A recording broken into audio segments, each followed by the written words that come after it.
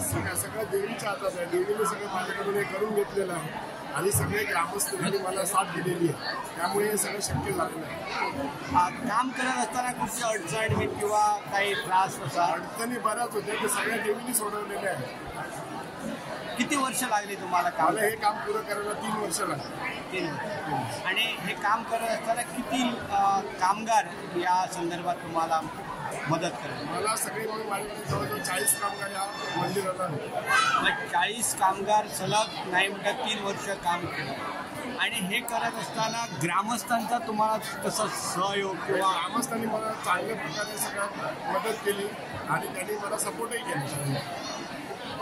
ऐकवाद आहे असं की लहान मुलं सुद्धा जर तुम्हाला जर सांगत असेल की काका ते असं केलं तर चांगलं वाटेल आणि त्यांचं सुद्धा तुम्ही ऐकून हे काम हातात घेतलं, काय एकंदरीत कल्पना मला असं वाटतं कुठलंही काम सांगितलं, कुणी सांगितलं काम करणं, जे कुठे चुकीचं आहे त्याने चांगलं सांगितलं, मला असं वाटतं की ते काम करावं हीच इच्छा मी केली. आतापर्यंत तुमच्या आयुष्यामध्ये अशा पद्धतीची कामं किती तुम्ही केली? टोटल माझ्याकडून जवळजवळ मी आणि माझा मंदिर मिळून 105 मंदिर कंप्लीट केली. आणि ही जी मंदिरं तुम्ही केली ती गोव्यातील आहे किंवा गोव्याबाहेर आहे? गोव्यातील आहे. गोव्यात एक 6 मंदिर आहेत, त्याच्या बाहेर महाराष्ट्रामध्ये. महाराष्ट्र. किती वर्ष तुम्ही काम केलं? हे मी या धंद्यात 40 वर्ष आहे. पंढरपूरला चालत गेले होते त्यावेळी आमचे पूर्वज, आणि त्यांनी तिथून चालत ती दिंडी आणली आणि गणपतीच्या आदल्या दिवशी ते तिथे पोहोचले, पण घरी गेले नाहीत. कारण का ते जाताना इथून दिंडी घेऊन गेले होते, ती परत तिच्याच पायाजवळ आणली, तर त्याची सांगता करावी ह्या हेतूने त्यांनी अखंड हरिनाम सप्ताह चालू केला. 1.5 दिवसाचं गणपती विसर्जन केलं आणि 3ऱ्या दिवशी हा सप्ताह झाला आणि 7 रात्री पूर्ण झाल्यानंतर त्याची सांगता होते. हे सगळ्या गोष्टी मी पाहिजे त्या आम्हाला ज्या ऐकवत आहेत आमच्या वाडवडिलांनी त्या आम्हाला सांगितलं आहे. त्यानंतर आमचा डिसेंबरमध्ये जत्रोत्सव होतो, देवीची जत्रा होते. त्यानंतर आमचं परत गुढीपाडव्याला दसरा, गुढीपाडवा हे सुद्धा मोठ्या प्रमाणात मोठ्या उत्साहाने आणि मोठ्या लोकांच्या भाविकांच्या उपस्थिती साजरे होतात. विशेष सांगायचं म्हणजे त्याने आता आमच्या निलेश मंडळाने पण सांगितलंय की तिच्याकडे जे आपण मागतो ते दिल्याशिवाय राहत नाही. आम्हाला तसं नाही, ते परकीयांना सुद्धा म्हणजे जे बाहेरचे लोक आहेत, जे बाहेरचे भाविक येतात, ओळखीने येतात, मित्रमंडळी आहेत, नातेवाईक आहेत, त्यांना सुद्धा त्याचा अनुभव येतो.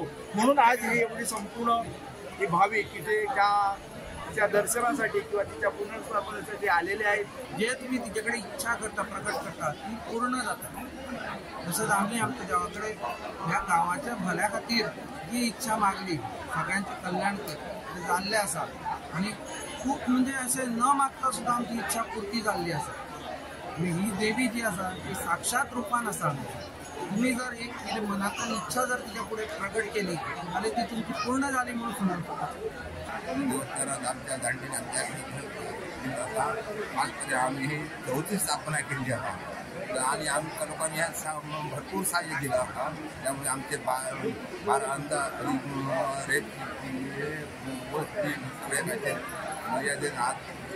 अजूनपर्यंत या कार्य लोकांचं असं कल्याण आणि लोकांच्या आशीर्वाद पूर्णत्वाकडे इल्ला होता. जे बिरजे म्हणून आमचे जे कॉन्ट्रॅक्टर असतात त्यांच्यानी आमचं जसे जाय त्या पद्धतीप्रमाणे कसलाही आडकाठी न करता हे मंदिर साकारच्या खातीर प्रयत्न केले. आज प्रतिष्ठापनेच्या दिवशी ह्या देवस्थानात 12 अंगार ज्यांच्यानी ही सीमा आकारली, ज्यांच्यानी हो गाव आकारलं, तर ते 12 अंगार पुरत नसते.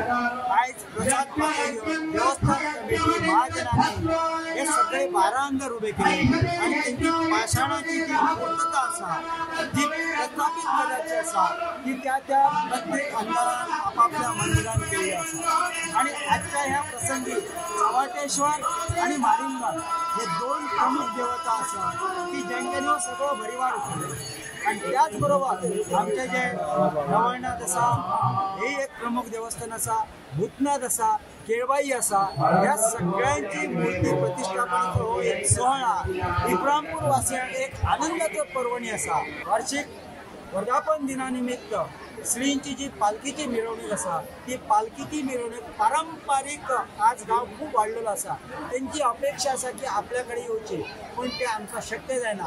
आमच्या मनात दिसता पण आमकां शक्य जायना. म्हणजे पारंपारीक आमची जी वाट आसा त्या वाटेर पुरतीच पालखी वयतली. सगळ्या भक्तगणांनी त्या जाग्यार तांकां खबर आसा गांवांत त्या पालखीचो देवीची ओटी भरपाची, तिचो एक आशिर्वाद घेवचो अशी आमची विनंती आसा.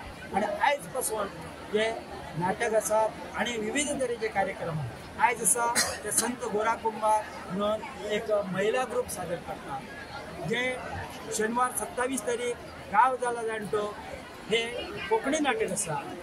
शेनवार रविवार दिनांक 28 एप्रील हे दिसा एक कोंकणी नाटक आसा.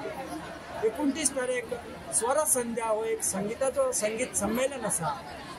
30 तारीख रायगडाला जाग येते हे एक मराठी नाटक आसा.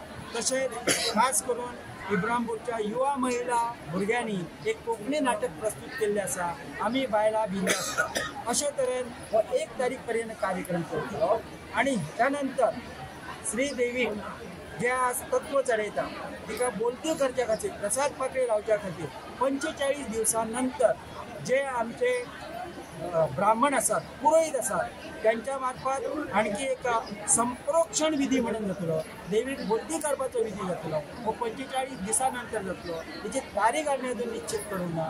जे ब्राह्मण आमकां सांगतले त्या पद्दतीन लोकांच्या सोयीनुसार शनिवार रविवार असो दवरचो अशी आमची एक कल्पना आसा.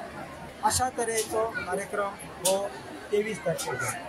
24 तारखेक गणेश पूजा, पुण्यवाचन, कलश पूजा, कुंड संस्कार पूर्व अभिजनन अधिवास.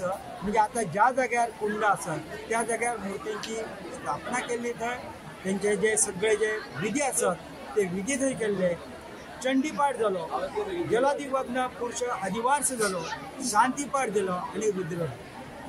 दिनांक 25 तारीख गणेश पूजा जाली, पुण्य तत्व दिशा अधिवास जालो, शांती होम जालो, चंडी होम जालो, रुद्र हवन झाले, मुख्य कलशारोहण झालो, जो सगळ्या लोकांनी आस्वाद घेतला. द्रोणाच्या सहाय्याने शूटिंग केले आणि संपूर्णपणे हे द्रोणाच्या सहाय्याने इतर लोकांनी जे असं याचा जो थेट प्रक्षेपण असला सगळ्या भक्तगणांक पोचलेले आसा. चंडी होम जालो, रुद्र हवन झाले, महाआरती झाली, महाप्रसाद जालो, सांजचो सायंकाळी शांतीपाठ जालो, पीठ स्थापना झाली, राजोपचार पूजा झाली. आणि या राजोपचारान कर्नाटकाचो जो यक्षगान आसा हो एक प्रमुख कार्यक्रम झालो. भजन झाले आणि त्याचबरोबर देवीची आरती आणि तीर्थप्रसाद. आजचो जो कार्यक्रम आसा हो एक भव्य दिव्य कार्यक्रम आसा. दोळांचे पारणे फेटणी कार्यक्रम आसा. आणि आमकां एक इब्राहिमपूरवासियांक सातेरी देवस्थान महाजना एक अभिमानाची गोष्ट. आयज आमचो ऊर म्हणटा तो आनंदान भरून येता. कित्याक तर हे जे सगळे जे आम्ही सिंधडे आपलेले आसात, आमी जे लोकांक आमंत्रित केल्ले आसात, आमच्या आमंत्रणाक मान देऊन त्यांच्यानी हो प्रतिष्ठापनेचो कार्यक्रम. आणि आमचे सौभाग्य, कारण माझ्या माहिती प्रमाणे माझी ही 3री स्थापना. काय ठिकाणी स्थापनाच जायली, पण आमच्या जुन्या जाणट्याच्या अनुभवाप्रमाणे 12-13 वर्सांनी एक स्थापना जावची अशी त्यांची एक संकल्पना असली. साधारणपणे 1987-88 एक झाली, 2008-9 एक झाली आणि आज ही 3री स्थापना 2023 जाली. त्याच्या पुढे सुद्धा त्यांचा जो संकल्प जाणट्यांनी केल्लो आसा, देवस्थानाचे जे विचार आसात, देवस्थानाची जी तत्व आसात, ती तत्व आमी पायदळी खंयच फुडें ना. त्या जो मार्ग दिल्लो आसा त्या मार्गाच्या अनुसरान आमी हे सगळे कार्यक्रम करतात. आयज जे महत्वाचे विधी आसात ते बरोबर 10 वाजून 12 मिनटांनी मिथून लग्न ह्या शुभ मुहूर्ताचेर देवीची प्रमुख मूर्ती प्रतिष्ठापन झाली. इतर सर्व देवतांची 12 अंधार आणि इतर जे सगळे असतात आमचे जे सीमाचे जे अधिकारी असतात त्या सगळ्यांची मूर्ती प्रतिष्ठापन झाली. त्याच्यानंतर आता काही कार्यक्रम चालू असतात. कला होम आसा, तत्व होम आसा, न्यास होम आसा, प्राण प्रतिष्ठा हवन आसा, पूर्णाहुती आसा, पूर्ण कला सानिध्य कुंभाभिलेश आसा, महापूजा आसा, मंगला आरती आसा, सामूहिक प्रार्थना जातली आणि अंत संतर्पण म्हणजे महाप्रसादाचो आम्ही सगळ्या लोकांक आस्वाद घेवचो अशी आमची एक विनंती.